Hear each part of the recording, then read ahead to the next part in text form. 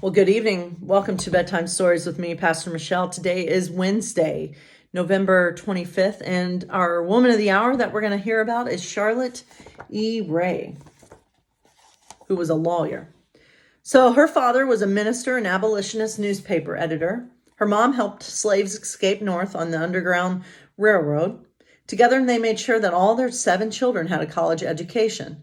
Charlotte definitely inherited the activist and proactive qualities from both her parents. As a young woman, she moved from New York City to D.C. to study at the Institution for the Education of Colored Youth. And after completing her education, she began teaching at Howard University, training students to become elementary school teachers.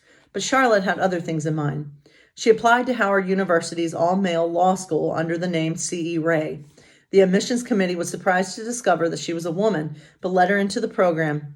She studied commercial law while still teaching. It was a demanding workload, but in 1872, she finished the program and became the first African-American woman to graduate from law school in the U.S. She was only the 3rd woman to complete law school in America. Many noted her skill and legal knowledge, but her gender and race prevented her from having a true shot at building a career. For several years, she attempted to establish a practice, but was unsuccessful. This setback did not stop Charlotte from making an impact. She returned to teaching, this time with young students in the public school system. She was an advocate for women's rights. Sorry, I was just looking at something. To vote, and a delegate at the 1876 National Woman Suffrage Association. She's remembered as a pioneer, and her legacy lives on in the Charlotte E. Ray Award, given to a promising African-American woman law student every year. All right. Well, good for her. Excuse me a moment while I take a bite of peach yogurt. You'll play. It's good yogurt. All right. I don't know why I just did a commercial there. All right. Our Disney story tonight, my friends, come to you from Aristocats. And it's called Breakfast O'Malley Style.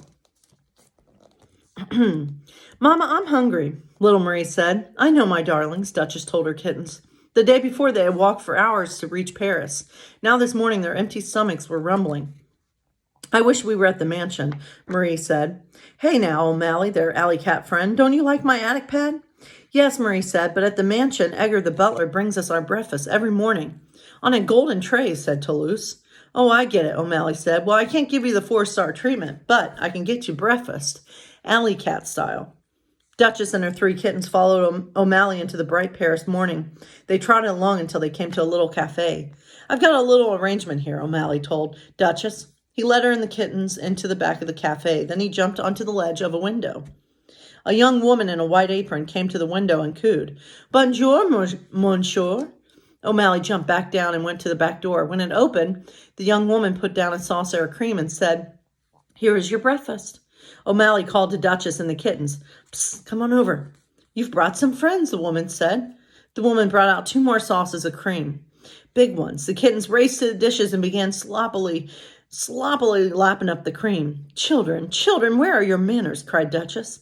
The kittens looked up sheepishly, thick cream dripping from their furry chins. Thank you, Mr. O'Malley, they said. Then Marie kissed him on the cheek. Ah, don't mention it, said O'Malley, embarrassed. I see I've made a mistake, monsieur, said the young woman in the doorway. These are not your friends. They are your family. Wow, thought O'Malley. She sure got that wrong, but then he stopped himself. He did love Duchess and her kittens. Maybe that was what made a family after all. So, my friends, God bless you all. Stay safe out there.